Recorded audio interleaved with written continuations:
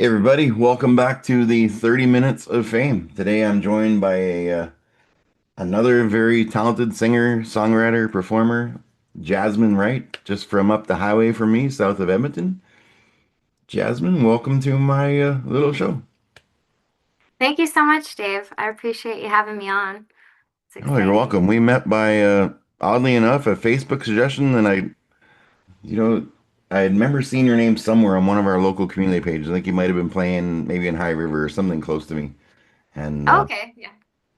I'm like, checked out your music, and well, shit, this girl is good. Let's haven't really had very many country singers on, so I think you're one of my first Oh, country. really?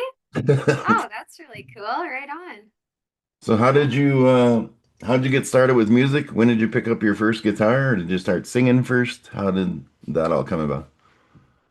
Yeah, I started singing first when I was young. I was in a little band in junior high called Rockers Haven when I went to Riley School. And that's kind of where I found out, wow, I really do like to sing, especially in a band. And we did a mix of like a lot of more rock songs. But country's always been my thing. I grew up on CFCW and good old country music, being raised by my grandparents on their farm, south of Holden. And I was in piano lessons for a lot of my childhood. So I really appreciate that.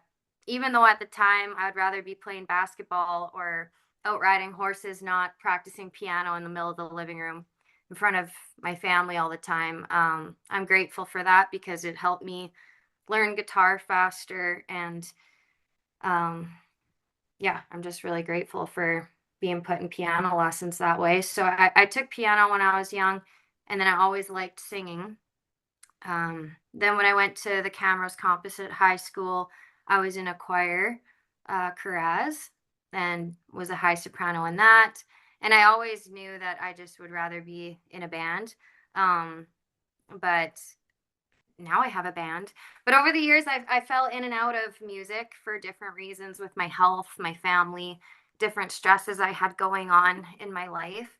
And music was always my steady, but I was very insecure and nervous to play in front of people. That was like always a big thing for me. And I know for a lot of artists, it can Hmm. take a lot and time to get over that. So it wasn't until I was hosting open jams at Leanne's Bar and Grill in Millet, that good old dive bar, where I met my band and got over my fear of singing in front of people. Because I used to like force myself to do it, but I'd be super scared, and really only do it if like other people really wanted me to do it, once they found out I like to sing. And then I picked up my first guitar when I was probably 14, 15. My mom bought me a quartz guitar, um, and my auntie gave me a chord book, and I just learned the basic cowboy chords, but that's all I kind of needed to know to learn the songs I'd hear on the radio. And then ultimate guitar was my best friend for a lot of years. It still Oh is, yeah. for just quickly learning songs, right? um, but then like learning guitar chords, I'm still no pro guitar player by any means, but it's enough for me to like write songs that are heavy on my heart. And um, I've been writing for a long time. I always journaled, I always wrote as a kid. That was my way of releasing stress. And then when I picked up a guitar and found love for that, um, songwriting. So I've been writing songs since a teenager and singing and playing guitar since then. But like playing live and in front of people, not so much till, the last year or two. So, yeah. You know what I love back there on a guitar you have hanging up? When words fail, music speaks. That's so true because Right? I'm not very good with words when I'm trying to tell, my girlfriend how I feel about her or something. So I've sat down and written a song and then posted on TikTok. And I don't know, sometimes it's just easier to sing than it is to try and talk to someone. That's 100%. that's pretty powerful. It's true. It is so true. And everybody takes a song differently and has their own perspective on things, right? Like what a song I write about and the deep meaning behind it, somebody can take it their own way. And that's what I love about music too, is for the most part, each song, if you listen to it, can be relatable in some sort of way. And I love that about country music is it's like storytelling. Um, so yeah, I'm happy that I was like raised in the country and in 4-H beef and breaking horses and gardening and all that good stuff from my grandparents. And then I can like use my background in that and the struggles I've had my whole life. And it's been so healing for me, like music, honestly. It's Mm. helped me find who I am and my confidence. And I still have a ways to go. Obviously, we're never done like healing and working on ourselves, but I'm so happy that I finally found what I love to do and I'm actually like going for it. So it's really like exhilarating.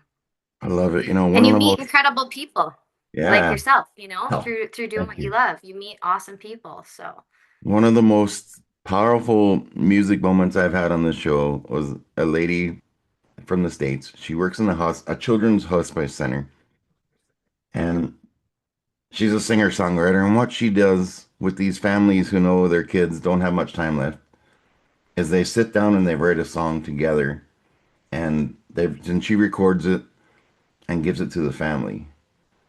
yeah. So they have this song. It's just between her and the family. She doesn't post them. And man, it was just the most powerful thing. I still think about it all the time. Just that family has that song for the rest of their lives.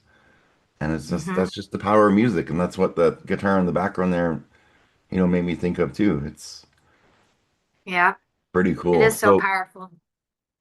your first gig that you ever had, I watch a lot of lives, a lot of people playing open mics and stuff. And one of my biggest pet peeves is when people in a bar and they're just all you can hear is the talking in the background.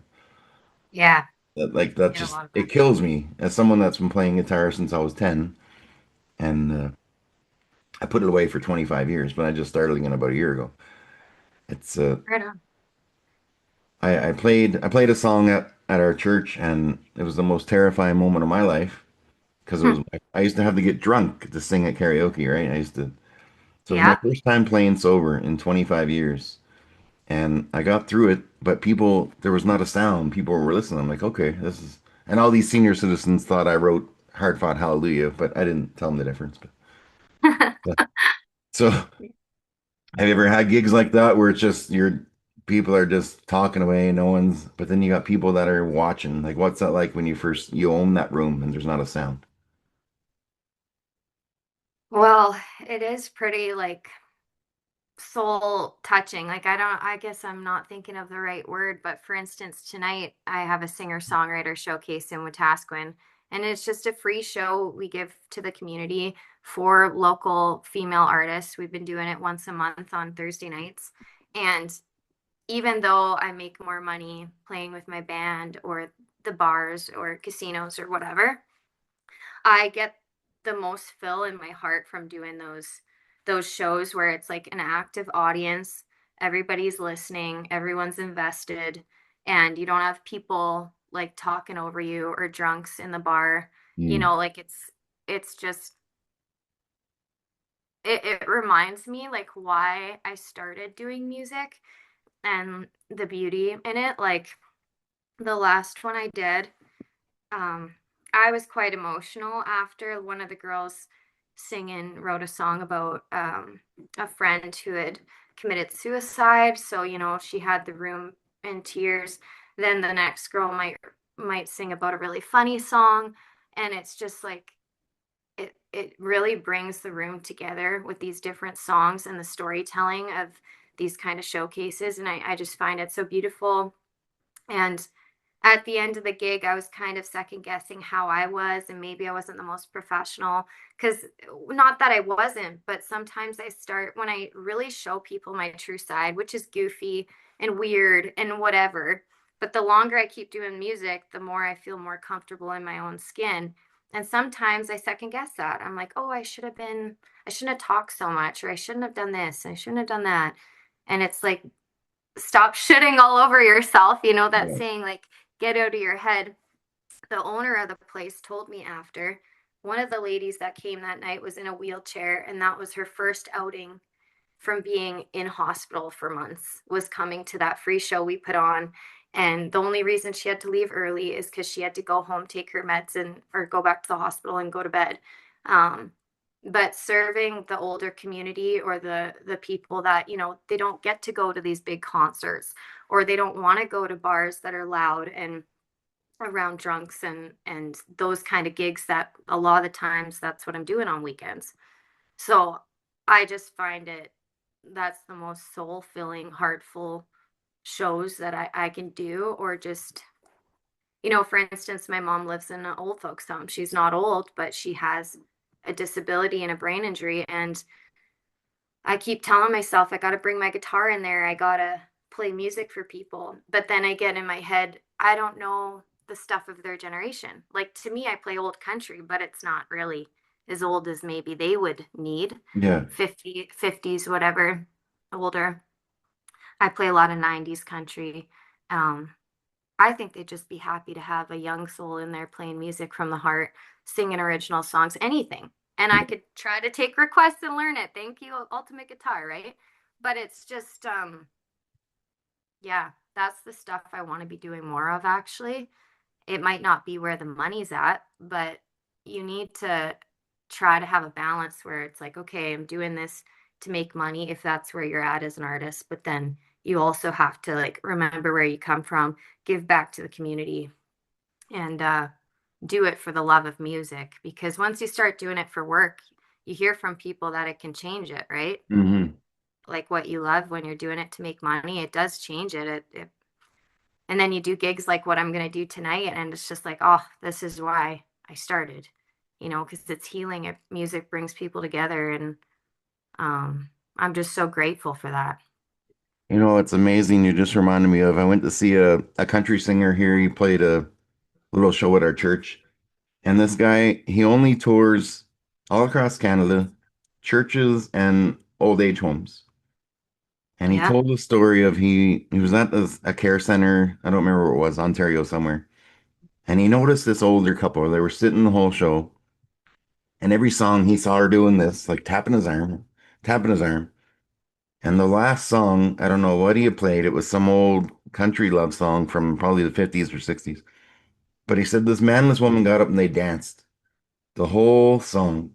And that's what it was. She was bugging him the whole song to get up and dance with her. And then he finally caved on the last song. And he said one of the nurses came up to her. He's like, "That's the first time I've seen that man on his feet in 4 years."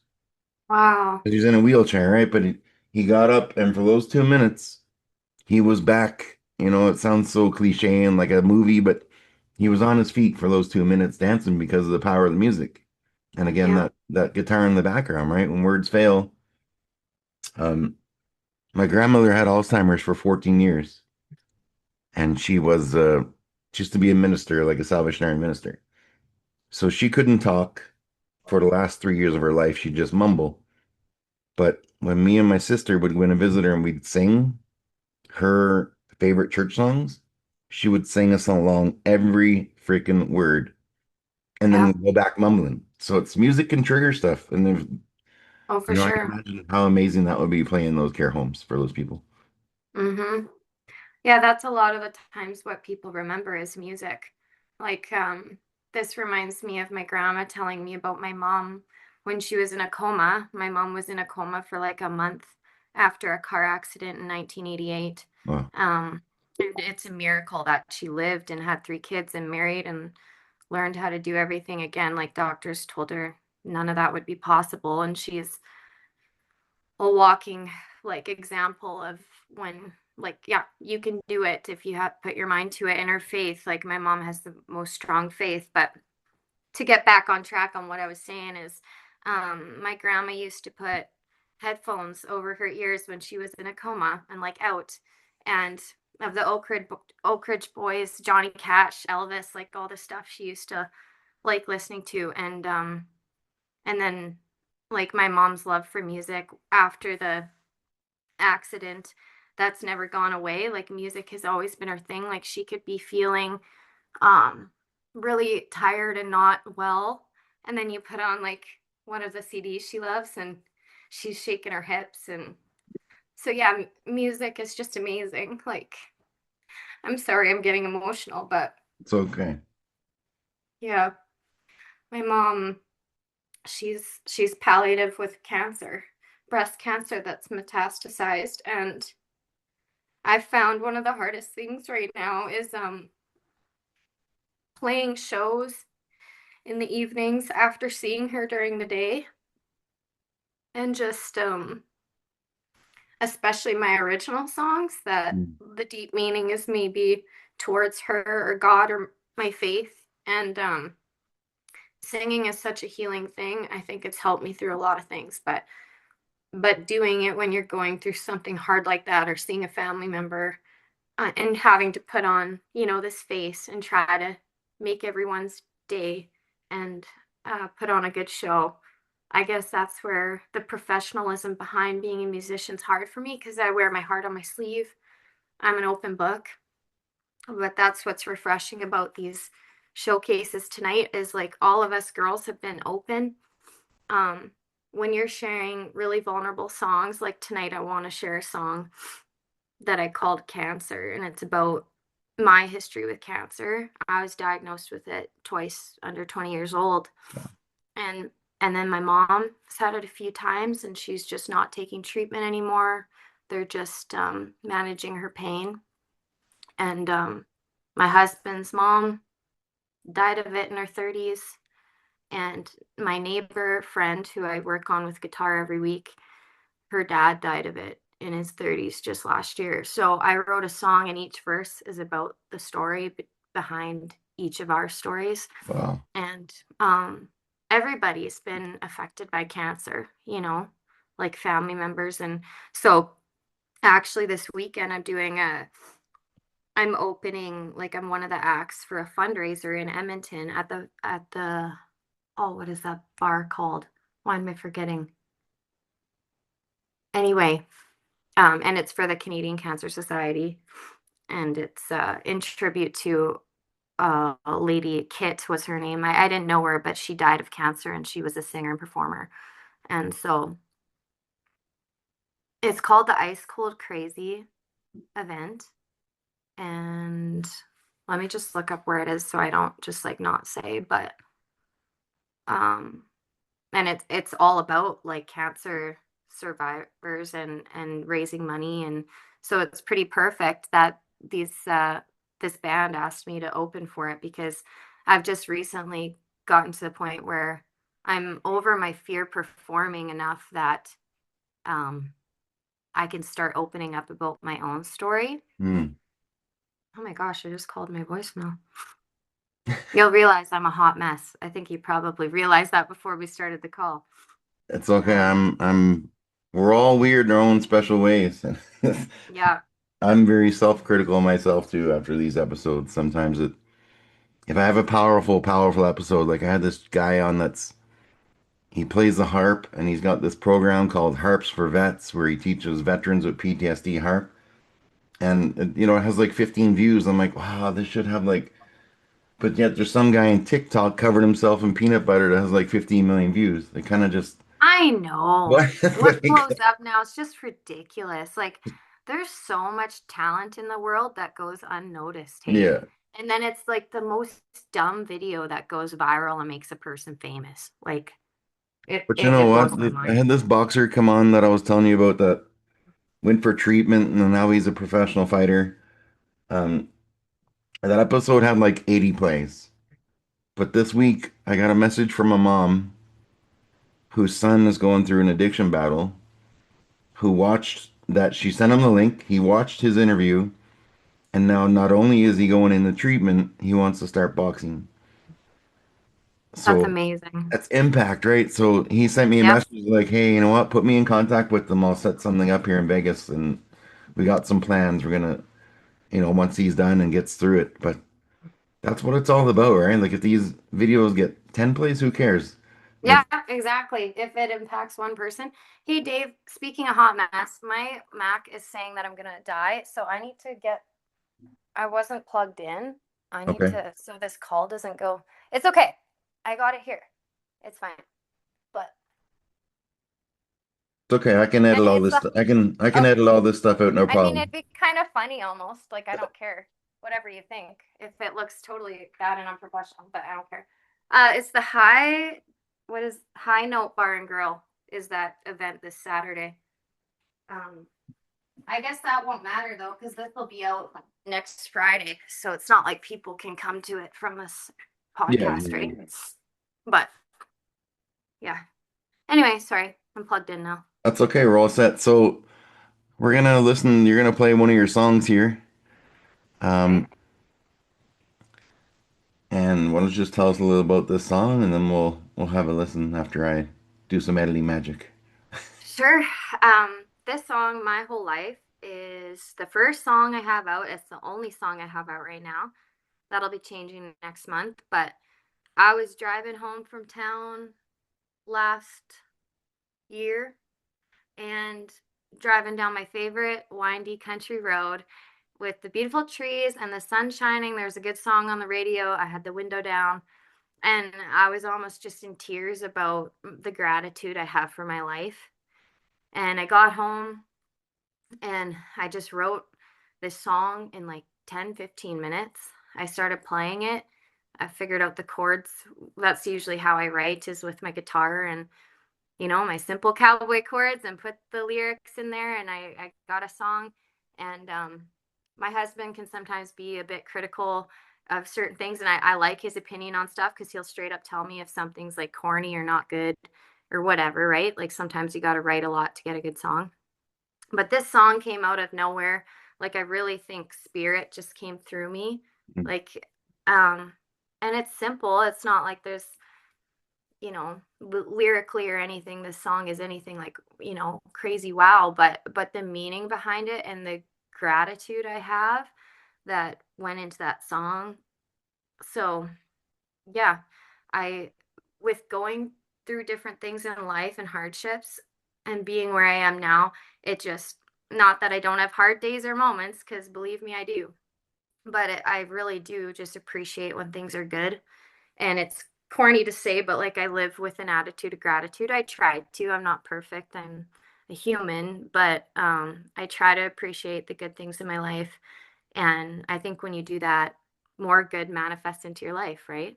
We could all focus on the negative, or we could try to see the positive. So that's kind of what this song's about, is just being grateful for your life and appreciating um, the goodness and the underlying message. I'm just so thankful to God for my life and for getting me through a lot of what I've had to go through. And so I hope it inspires people, like even if they don't feel grateful for, or like they're in a bad place. I just hope that, like, me as an artist and my songs can inspire people to like live up to their potential, to try to be the person they dream to be. And so, yeah, that's kind of what this song's about. And it was used as our first dance song at our wedding, which Oh, was pretty special. right. So we got it recorded in studio at Riverdale Recorders in Edmonton, super quick. Harry Gregg produced it. He was good about getting it done fast. Recorded it with my band members, Todd and Dale. And the first time hearing it was our like 150 plus friends and family in our shop on our wedding at home. And it was just incredible. It was like a big surprise. Everyone's like, oh, that's Jasmyn singing, and we're dancing. And then the song came out that fall. And anyway, sorry I talked so much Oh, about that's that, but okay. That's what the show's all about. There's no script. It's just real, raw, and yeah, I don't know what I'm going we're to say gonna we're next. gonna have a listen to My Whole Life. Here we go. Thank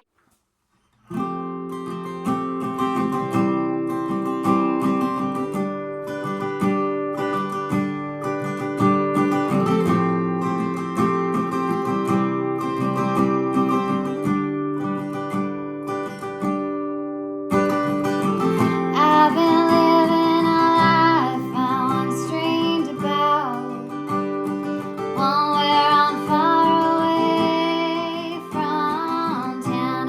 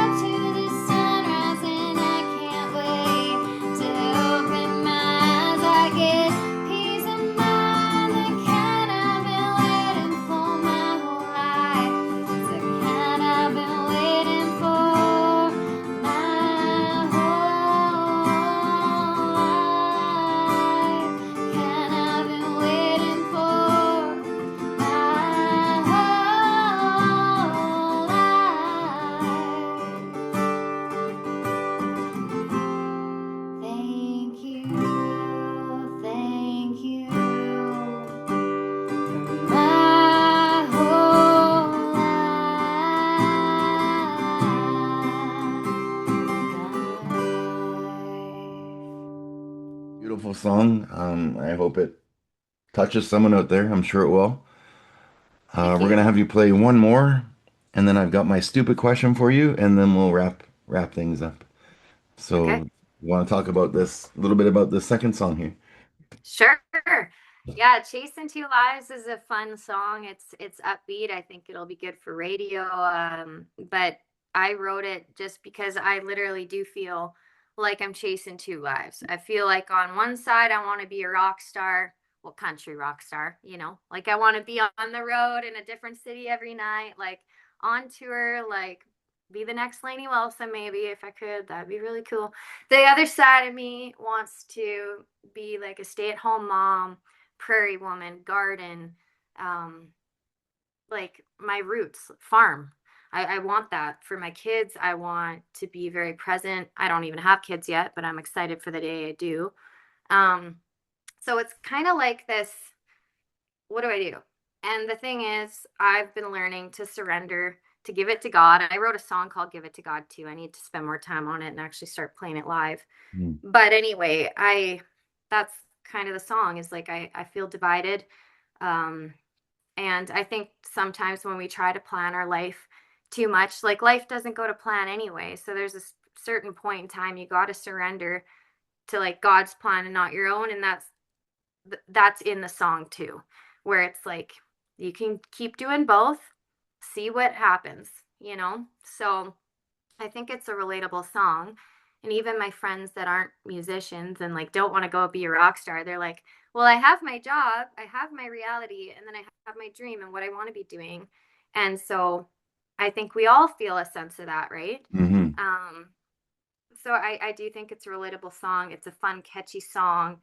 There's a lot of lead guitar in it. It's really fun. On the record, it just sounds amazing. Kyle Mazook produced it. He's a musician out of Edmonton and plays in the Hello Darlings and Secondhand Dream Car, and a talented guitar player himself now, producing amazing songs. And so I'm just so happy to like be getting to know people in Alberta country music or just the music industry, because it's actually like such a small network of community, like it's a small world, and having people on the song that are so talented, um, I'm super excited. So if you want to come party with us at Leanne's Bar and Grill, I'm in Millet, that good old dive bar. I'll be releasing the song that day.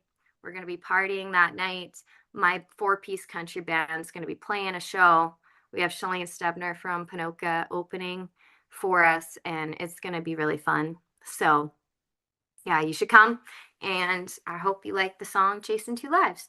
But I get homesick and be back real quick.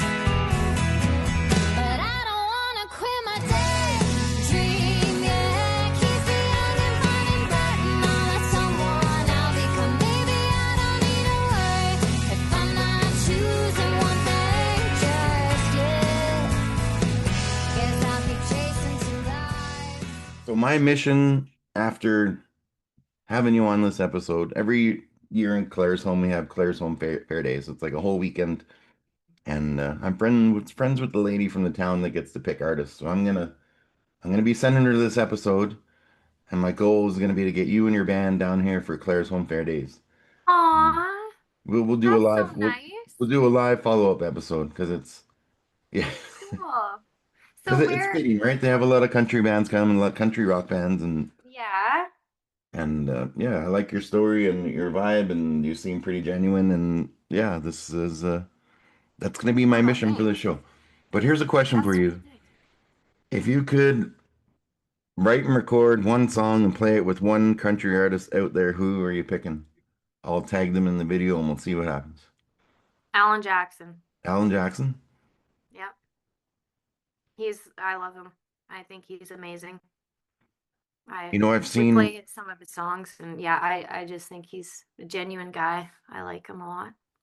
I've seen over 250 hard rock and metal concerts because that was my thing, but I won tickets to Brad Paisley like 6 years ago, and oddly enough, for some reason, I got to go with Miss Alberta. This is back when I was a drunken mess. I don't remember most of the night. But I remember, man, that guy is an entertainer. He was so funny and love to have him on my Brad show. But now, Paisley. Yeah. now I'm gonna I'll tag Alan Jackson in this video. We'll see if we can make that happen. Just Are for the we hell of still it. exited out? Are we still not on the video or what do No, I we're see? recording right now. We're Oh, good. we This is are. real. This Okay. is going up. That would be sweet. I love Alan Jackson. So, not that I've met him in person or anything like that. I actually haven't even been to one of his shows. But I really admire him and the person he is and the music he's put out. And not even that my style of music and writing is necessarily that kind of country. I mean, it could be. I'm so open to like, and I was raised that way, so I could be. But people have been telling me lately I got a Sheryl Crow vibe. I got like a bit Oh, of, there we or go. like, Stevie Nicks, not necessarily old school like the Judd's country, even though that's the stuff I like to play covers on. Um, I'll find my style as I go. And I don't want to put myself in a box either, where it's like I'm only a country artist or I'm only this or I'm only that. I think it's cool depending on your creativity and how songs transpire to see what it ends up sounding like. I love it. Yeah. Well, everybody, if you're watching this, check out all the links in the description. We'll put up how you can go listen to Jasmine's music, whether it's you're on Spotify?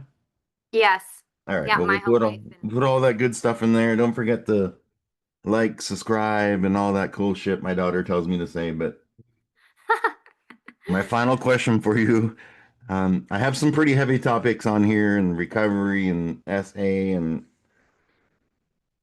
so I just end my shows with this stupid question. And okay.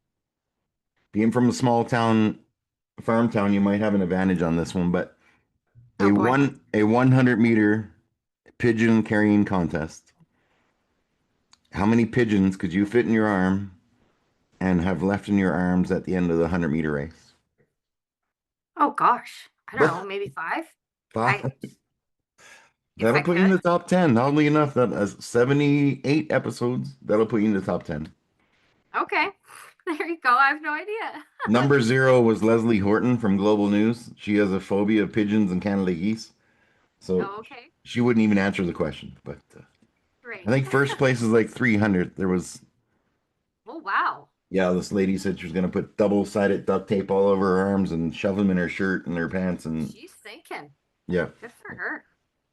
awesome. Yeah, Well, I'm not a huge bird fan, but I grew up with chickens and butchering chickens, and it's not like I can't stand holding them, so I would sure try. there But you go. I don't know. Thanks, Dave.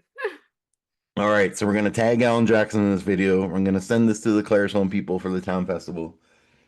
Everyone out there, go check out Jasmine's music, and if you're in one of these towns where that showcase happens, come check it out. We'll go from there. Thank you so much, Dave. I really appreciate it.